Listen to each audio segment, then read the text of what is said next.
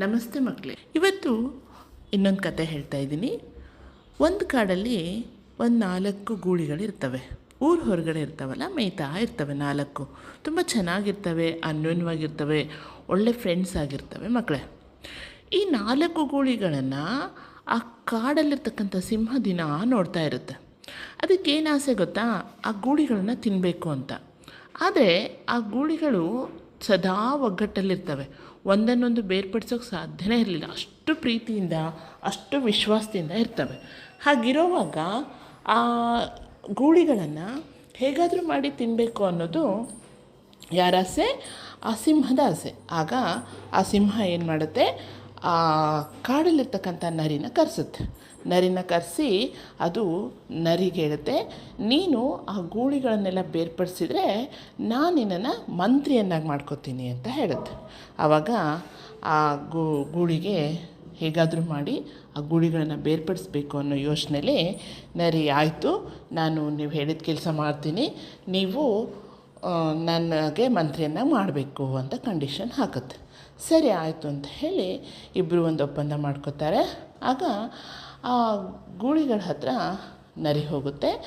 ಇನ್ನೊಂದು ಮಕ್ಕಳೇ, ಆ 4 ಗೂಳಿಗಳು 4 ಬಣ್ಣದಲ್ಲಿರುತ್ತೆ. ಒಂದು ಕಪ್ಪು, ಒಂದು ಕಂದು ಬಣ್ಣ, ಒಂದು ಬಿಳಿ ಬಣ್ಣ, ಒಂದು ಬೂದು ಬಣ್ಣ, ಹೀಗೆ ಒಂದೊಂದು ಬಣ್ಣಗಳಿಂದ ಕೂಡಿರ್ತವೆ.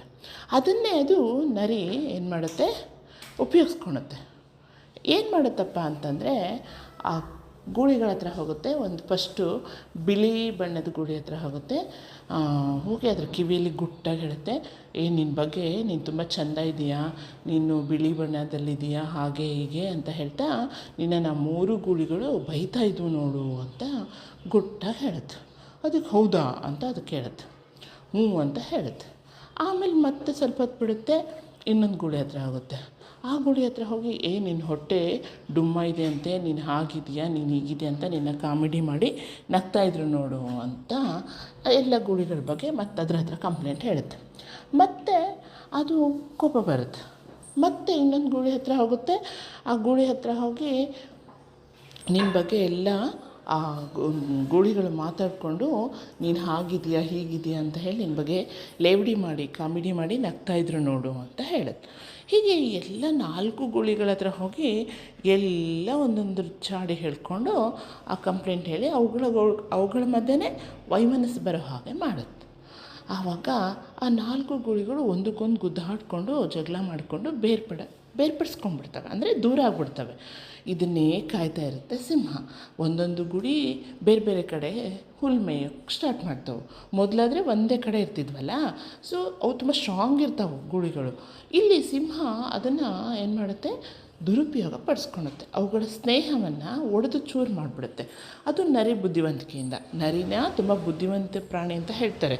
ಸೊ ಹೀಗೆ ಅವುಗಳನ್ನೆಲ್ಲ ದೂರ ಮಾಡಿದ ಮೇಲೆ ಆ ನರಿ ರಾಜನ ಹತ್ರ ಹೋಗಿ, ಇನ್ನು ನಿಮ್ಮ ಕೆಲಸ ಪ್ರಾರಂಭ ಮಾಡಿ ಅಂತ ಹೇಳುತ್ತೆ. ಸೊ ಹೀಗೆ ಸಿಂಹ ಒಂದೊಂದೇ ಗೂಳಿಗಳನ್ನು ಕೊಂದು ತಿಂದ್ಬಿಡುತ್ತೆ. ನೋಡಿ, ಇಲ್ಲಿ 4 ಗೂಳಿಗಳು ತಮ್ಮಲ್ಲಿರ್ತಕ್ಕಂಥ ಅನ್ಯೋನ್ಯತೆಯನ್ನು ಕಳ್ಕೊಂಡ್ಬಿಟ್ವು, ಫ್ರೆಂಡ್ಶಿಪ್ನ ಕಳ್ಕೊಂಡ್ಬಿಟ್ವು. ಅಲ್ಲೇನಾಯಿತು? ಒಗ್ಗಟ್ಟಿತ್ತು ಮೊದಲು, ಅದನ್ನು ಅವರನ್ನು ಯಾರೂ ಅಲ್ಲಾಡ್ಸೋಕ್ಕಾಗ್ತಿದ್ದಿಲ್ಲ. ಆದರೆ ಆ ಒಗ್ಗಟ್ಟನ್ನು ದೂರ ಮಾಡಿದ್ದ್ಯಾರು? ಸಿಂಹ ಮತ್ತು ನರಿ. ಆಮೇಲೆ ಸಿಂಹಕ್ಕೆ ತುಂಬ ಸುಲಭವಾಗಿ ಅವುಗಳ ಮೇಲೆ ದಾಳಿ ಮಾಡಿ ಅವುಗಳನ್ನ ಹಾಕ್ತು ಮಕ್ಕಳೇ. ಅದಕ್ಕೆ ಹೇಳೋದು ಮಕ್ಕಳೇ, ಯಾವತ್ತೇ ಆಗಲಿ ನಮ್ಮಲ್ಲಿ ಒಗ್ಗಟ್ಟಿರಬೇಕು. ಒಗ್ಗಟ್ಟಿಲ್ಲ ಅಂದರೆ ಅದನ್ನು ಬೇರೆಯವರು ಬಂದು, 3ನೇ ವ್ಯಕ್ತಿ ಬಂದು ನಮ್ಮನ್ನು ದುರುಪಯೋಗ ಪಡಿಸ್ಕೊತಾರೆ. ಸೊ ನಿಮ್ಮ ಮನೆಯಲ್ಲೇ ಆಗಲಿ, ಫ್ರೆಂಡ್ಶಿಪ್ಪಲ್ಲೇ ಆಗಲಿ, ಎಲ್ಲೇ ಆಗಲಿ ನಾವೆಲ್ಲರೂ ಒಂದಾಗಿದ್ದರೆ ಮಾತ್ರ ನಮ್ಮನ್ನು ಯಾರೂ ಏನೂ ಮಾಡೋಕ್ಕಾಗೋದಿಲ್ಲ ಮಕ್ಕಳೇ.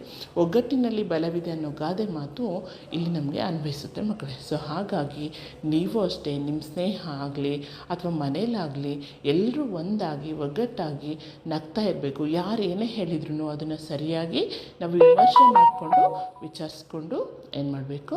ಅದನ್ನು ಸರಿಯಾಗಿ ತಿಳ್ಕೊಂಡು ಆಮೇಲೆ ನಿರ್ಧಾರ ತಗೋಬೇಕು ಮಕ್ಕಳೇ. ನಿಮಗೆಲ್ಲ ಈ ಕತೆ ಇಷ್ಟ ಆಯಿತು ಅಂದ್ಕೊಂಡಿದ್ದೀನಿ.